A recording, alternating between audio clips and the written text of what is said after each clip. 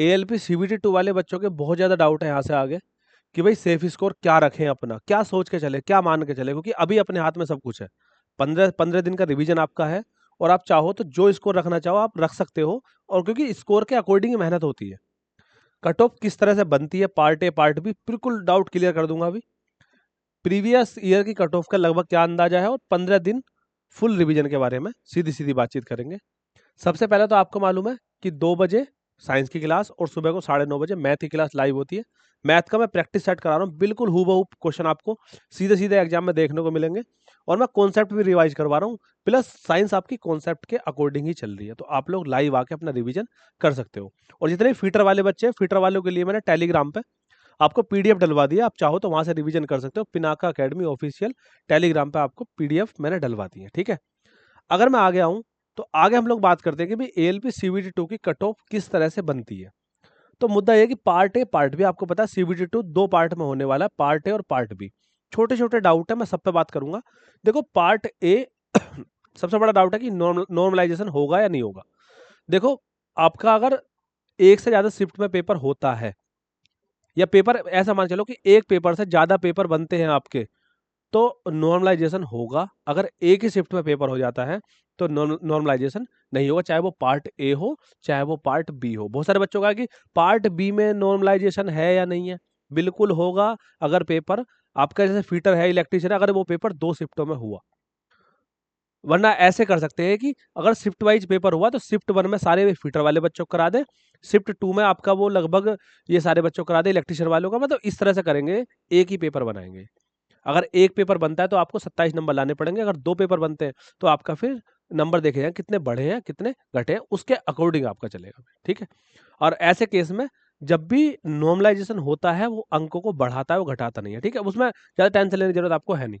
फिलहाल ये समझो कि आपका टारगेट यहाँ से आगे क्या रहना चाहिए। पार्ट ए, आपको मालूम है कि पार्ट ए में आपके 100 क्वेश्चन आने वाले हैं, और इन 100 क्वेश्चन का वेटेज मैथ, रीजनिंग और आपका साइंस, मतलब आपका जो भी आ रही बेसिक साइंस एंड इंजीनियरिंग वाला पोर्शन है। ये पिछली बार जो रहा था, ये पोर्शन 25 का था, ये 25 का था और ये 40 का था। पिछली बार जीएस भी थी, इस बार जीएस है नहीं क्योंकि सिलेबस में दिया ही नहीं है। तो हो सकता है कि इनमें से क्वेश्चन इंक्रीज कर दे, लेकिन ये 50 नंबर की जो मैथ रीजनिंग पिछली बार आई थी ना, बहुत बड़ा रोल प्ले करती है ये। तो आपको नंबर यहाँ से अच्छे लाने पड़ेंगे। प्लस आपको साइंस, ऐसा नहीं कि आपसे basic science and engineering drawing ही पूछ रहा है, पूछा है, 1-2 क्वेश्चन उनके आते हैं, 2-4 क्वेश्चन आते हैं, बाकी और सब आपने जो अभी CBT 1 दिया है ना, उसमें साइंस पढ़ी है, वहां से भी अच्छे अच्छे क्वेश्चन बनते हैं, न्यूमेरिकल बनते हैं, तो उनको आप अच्छे से ध्यान से करो। उसके बाद में अगर मैं बात करूं पार्ट बी के लिए, बाकी मैथ का और आपको साइंस का रिवीजन तो हम खुद ही करा रहे हैं, ठीक है, उसमें आपको घबराने की जरूरत है नहीं। बाकी आपने जो कोर्स वगैरह ले रखा है उनसे रिवीजन करो अच्छे से, समय बहुत कम है। पार्ट बी में आपको मालूम है 75 क्वेश्चन आपकी ट्रेड से जुड़े हुए आने वाले। पहली बात तो ये क्वेश्चन आएंगे बेसिक, ऐसा नहीं कि हाई लेवल पूछेगा, मुश्किल नहीं पूछेगा। ऐसा ना हो कि भी डीपली इतना घुस जाओ कि यहाँ 60 नंबर लेके आ जाओ, क्या फायदा उस 60 नंबर का, जब आपको लाने ही लगभग 27 नंबर के आसपास है, तो आप 60 नंबर ला क्या करोगे। यहाँ से आप 40 से 45 का टारगेट अपना लेके चलो, 50 क्वेश्चन 50-55 के आसपास अटेम्प्ट करना, कट पिट के अपना क्वालिफाई हो जाएगा। उसके बाद में दूसरी बात फिर ये है कि भाई फिर उसके बाद में यहाँ से रिजल्ट आएगा। अभी आपको मालूम है कि 15 गुना बच्चे क्वालिफाई कर चुके हैं आपका CBT 2 के लिए। अब सबसे बड़ी दिक्कत है कि कट ऑफ जो बनेगी उसके लिए सबसे बड़ा रोल प्ले करेगा आपका पार्ट ए। पार्ट ए के अकॉर्डिंग ही कट ऑफ लगेगी। अब कट ऑफ 2 लगेंगी। कट ऑफ 2 किस तरह से लगेंगी कि भाई सबसे पहले तो लगेगी आपकी CBAT के लिए कट ऑफ, मतलब साइको टेस्ट जिसको आप कहते हो। तो अब क्या होगा, 15 गुना जो बच्चे क्वालिफाई करें, अब ये वाले पेपर देंगे CBT 2 का, और फिर उसके बाद में ये CBT 2 का जब पेपर दे देंगे, उसके बाद में फिर यहाँ से 8 गुना बच्चे क्वालिफाई होंगे। 8 गुने का मतलब ऐसा समझो 8 दूनी 16, हर 2 बच्चे में से एक बच्चा CBT 2 के लिए क्वालिफाई होगा, जो भी साइको टेस्ट के लिए CBT 2 को पास करेगा। अच्छा दूसरी बात यह है कि देखो होता क्या है, कट ऑफ एक बार तो यहाँ बनेगी जब आप साइको टेस्ट देने जाओगे, और एक बार बनेगी फाइनल कट ऑफ, और वो फाइनल कट ऑफ जो बनेगी वो आपके उन्हीं अंकों से बनेगी जो आपके आ चुके हैं यहाँ पे। तो यहाँ से आपका टारगेट ये नहीं होना चाहिए कि मुझे बस खाली साइको के लिए क्वालिफाई करना है।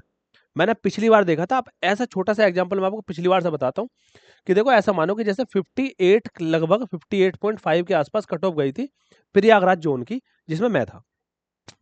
यहाँ कट ऑफ गई थी, इसमें साइको टेस्ट दिया, साइको टेस्ट देने के बाद में फिर यहाँ से आपकी कट ऑफ बनती है, फाइनल कट ऑफ जो बनी थी वो 75 बनी थी। अब ये 75 कट ऑफ किस किस को मिला के बनती है, इसको समझेंगे ध्यान से। देखो 70% नंबर जो आपके होते हैं, ये 70% नंबर तो होते हैं आपके पार्ट ए जो आपने दिया था उसके मिला के। और यहाँ से आगे 30% नंबर आपके निकल के आते हैं, जो आपने साइको टेस्ट दिया ना सीबीएटी का एग्जाम, यहाँ से निकल के आते हैं। और यहाँ इसका क्राइटेरिया ऐसा है कि लगभग 20 या 21 या 22 इतने ही नंबर रहते हैं। अगर इससे कम है तो लगभग फेल हो तुम, और इससे ऊपर है तो लगभग इससे ऊपर बनते नहीं है। नॉर्मल इतने अंक बनते हैं। तो और 30% के निकाल के बता रहा हूँ मैं, तो लगभग 20 से 22 नंबर आपके यहाँ से मिलेंगे, जो अगर आप साइको टेस्ट पूरा पास कर जाते हो। तो यहाँ से मेन मुद्दा फंसता है कि 70% जो नंबर यहाँ से निकलेंगे ना, कौन से वाले में से, ये पार्ट ए में से 70% नंबर निकलेंगे, तब जाके आपकी कट ऑफ बनेगी। तो अब सबसे पहला मेन टारगेट क्या होना चाहिए कि भैया पार्ट ए में बहुत अच्छे नंबर लेकर आने पड़ेंगे। आप खुद सोच के देखो कि लगभग 17 नंबर के आसपास में कट ऑफ बढ़ी थी। अब आप पेपर दे के आए, बहुत सारे बच्चों के किसी के यहाँ से 60 नंबर, किसी के। अच्छा दूसरी बात, सबसे मेन मुद्दा जो बच्चों को ये डाउट आ रहा है कि भाई 75 पे कट ऑफ गई है तो टारगेट हमें 80 करके चलना चाहिए। मैं आपको एक छोटी सी बात बता रहा हूँ कि उस समय पे क्या हुआ था ना, कि बहुत सारे बच्चों के 22, 23, 24 इतने नंबर तक बढ़े थे। नॉर्मलाइजेशन इस लेवल का हुआ था कि बच्चों के 20-20, 22-22, 23-23 नंबर बढ़े थे। इस बार ऐसा नहीं होने वाला। इस बार जो नॉर्मलाइजेशन है वो 2, 4, 5, 6 नंबर का, क्योंकि वो इक्वेट करके पेपर बना रहे हैं। तो यहाँ से नंबर बहुत अच्छे बढ़े थे, इसलिए कट ऑफ भी लगभग ठीक गई थी। सीबीटी 1 में मैंने आपको इतनी बार समझाया कट ऑफ हाई नहीं जाएगी, नहीं जाएगी। जो मुझे जानते हैं बच्चे, वो उन्होंने बहुत ज़्यादा कमेंट करी कि आप सर अपने व्यूज़ बढ़ाने के लिए कोर्स बेच रहे हैं, जबकि मैं कोई कोर्स बेचता भी नहीं। मैं तो जो पढ़ा रहा हूँ फ्री पढ़ा रहा हूँ, ऑनलाइन भी। कोई कोर्स मैंने अभी तक बेचा नहीं है। अगर आपको कुछ नोट्स वगैरह या कुछ टेस्ट वगैरह मैंने दिए होंगे तो 10, 20, 50 रुपए में दिए होंगे, वरना मैंने कोर्स बेचा ही नहीं अभी तक कोई। क्योंकि मुझे पता थी भाई सच्चाई क्या है, मैं उस पेपर में बैठा हूँ। हर किसी ने कट ऑफ बता दी, 60-60%, 70-70% कट ऑफ बता दी, बताओ। और कट ऑफ क्या गई है? मैं कह रहा हूँ 28-28, 29-29 नंबर वाले बच्चों का भी क्वालीफाई हुआ, जो मुझे पहले से ही मालूम था। और मेरी अब भी वीडियो देख लेना, शॉर्ट वीडियो पड़ी हुई है, मैंने उसमें भी साफ साफ समझाया था कि अगर आपके मिनिमम क्वालिफाइंग से ऊपर बैठ रहे हैं, आप अपनी तैयारी में लग जाओ। आज जो बच्चे परेशान घूम रहे हैं ना, ये वो बच्चे परेशान घूम रहे हैं जो बेचारे और टीचरों के चक्कर में उन्होंने पढ़ाई नहीं करी अपनी। इस चीज़ की ज़िम्मेवारी कोई लेने वाला नहीं है। हर कोई ना कट ऑफ आते, किसी ने अपनी गलती एक्सेप्ट नहीं करी कि भाई हमारी गलती है, हमने कट ऑफ ज़्यादा बताई थी। बहुत सारे बच्चों का तुरंत कोर्स बेचना शुरू कर दिया कि हम करवाएँगे 15 दिन में रिवीजन, हम करवाएँगे 20 दिन में रिवीजन। बस बच्चों से पैसे खींचने के लिए। किसी ने ये नहीं कहा कि चलो हम फुल कोर्स, आपको हमसे गलती हुई है कि हमने कट ऑफ कम बताई, ज़्यादा बताई थी, कट ऑफ कम गई है, चलो हम आपको फ्री पढ़ाते हैं। किसी टीचर ने नहीं। अब 1-2 वीडियो क्या करेंगे, अपने कोर्सों में से निकाल के आपको डाल देंगे, आपको दे देंगे और अब बस चलता रहेगा। तो इसलिए आप लोग समझो इन सब बातों को। यहाँ से आगे परेशान मत हो, बिल्कुल भी रिवीजन करोगे, ज़्यादा कोई मुश्किल नहीं है। पार्ट ए में आप ये 50 नंबर का जो आ रहा है ना, यहाँ से अच्छा करो। रीजनिंग में आपके कथन निष्कर्ष ये वाले क्वेश्चन आते हैं, इनको करो। और पार्ट बी आपका क्वालिफाइंग है, इस पे ज़्यादा समय मत दो। मैंने आपको समझाया था, पीछे मैंने वीडियो बनाई थी कि भाई आपको पार्ट बी कैसे करना चाहिए। उसके बाद में सीबीएटी साइको टेस्ट में आपको पूरा फ्री मैं तैयारी करवाने वाला हूँ, साइको टेस्ट की फ्री बिल्कुल एकदम। बुक वगैरह, नोट्स वगैरह जो भी कुछ चाहिएगा, मैं पूरी-पूरी साइको टेस्ट की फ्री तैयारी करवाऊँगा। बस पहले पार्ट ए को अच्छे से पढ़ के क्वालिफाई कर लो, ठीक है? मैथ में, रीजनिंग में कोई दिक्कत आ रही है तो उसके लिए तो देखो मैं कर सकता हूँ, बाकी साइंस के लिए मैंने देखो क्लास चलवा दी है इसीलिए। अगर मैं आगे बात करूँ, यहाँ से आप समझ रहे हो कि 75 नंबर कैसे-कैसे बनी थी कट ऑफ। 70% नंबर आपके थे पार्ट ए के और 30% नंबर थे आपके साइको टेस्ट के। वो बता दूँ किस तरह से क्या होता है। तो आपका टारगेट होना चाहिए कि यार पार्ट ए में कुछ भी ना आए ना, तो मैं 80 का टारगेट लेके चलता हूँ। सुनना ध्यान से अब ज़रा, 80 का टारगेट ही मैं क्यों कह रहा हूँ? क्योंकि 8 सत्ते 56 नंबर यहाँ से आएँगे और 56 के बाद में 20-21 नंबर वहाँ से आपको मिल जाएँगे। तो अगर आपको बहुत ध्यान से सुनते रहना, मैं क्या कहना चाह रहा हूँ। आपको लगेगा 80 नंबर बातों में नहीं आते, बिल्कुल नहीं आते। 77 नंबर बैठ जाएँगे आपके, फिर नॉर्मलाइज़ेशन है। लेकिन 80 का जैसे टारगेट लेके जाओगे, तो हमेशा हमारे अंक टारगेट से कम ही आते हैं। जितना हम टारगेट सोच के जाएँगे ना, उससे हमारे 2-4 नंबर कम ही आते हैं। तो 75 नंबर, 70 नंबर तक हम रुक जाएँगे। तो देखो मैं बता रहा हूँ, ये इसमें भी वैरायटी रहेगी कि किस ज़ोन की कट ऑफ क्या जाएगी, पुराने के अकॉर्डिंग नहीं। भई हो सकता है किसी की कट ऑफ 10 नंबर ही बढ़े, हो सकता है किसी-किसी ज़ोन में 65 नंबर पे फाइनल हो जाए, मैं यूआर के लिए बता रहा हूँ। बाकी एससी-एसटी और भी कम कट ऑफ जाएगी।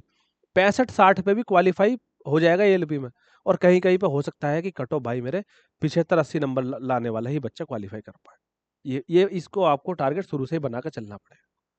ठीक है? कैसे-कैसे रिवीजन करना आप सोच लो, दिन-रात एक करनी पड़ेगी आपको। उसके बाद में सेफ स्कोर के सबसे मेन मुद्दा ये है कि आप 80 का बना के चलो। 1/3 की नेगेटिव मार्किंग, क्योंकि आसान नहीं होती 1/3 की नेगेटिव मार्किंग पास करनी। मुझे पता है आपका स्कोर यहाँ से 50, इस समय पे 55 और 60 तक मुश्किल से पहुँच पा रहा होगा, मुझे मालूम है ये बात। लेकिन आप टारगेट रखोगे तो लास्ट टाइम पे, लास्ट मोमेंट में मेहनत करते-करते ये 60 भी 70-75 हो जाता है और आप पेपर अपने मतलब का आ गया तो 5-7 नंबर और बढ़ जाते हैं। मिक्स पेपर होता है, क्वेश्चन मिक्सअप में आते हैं, तो वो भी और दिक्कत करता है। तो मतलब बहुत सारी चीज़ें हैं। एक तो क्वेश्चन अच्छे आते हैं, दूसरा पॉइंट है कि भाई मिक्सअप में आते हैं, तीसरा पॉइंट है कि कट ऑफ जो 70% और 30% में बन रही है। तो बहुत सारे मुद्दे मिलके तब जाके आपकी कट ऑफ बनती है। तो ऐसा नहीं कि एकदम से हाई चली जाएगी। 80 का टारगेट लेके चलो, 70 तक भी लाओगे, 65 तक भी लाओगे, तो क्या पता आपका जोन अच्छा हो, सेफ जोन हो, आप जल्दी निकल जाओ, आप उसमें आपका सिलेक्शन हो जाए। तो आप इस बात को ज़्यादा इनमें कंफ्यूज मत हो। और बाकी अगर कोई डाउट है तो आप कमेंट बॉक्स में जरूर बताएंगे और वीडियो को लाइक जरूर करेंगे। ठीक है, मिलते हैं आपसे अगली क्लास में। जय हिंद सभी को।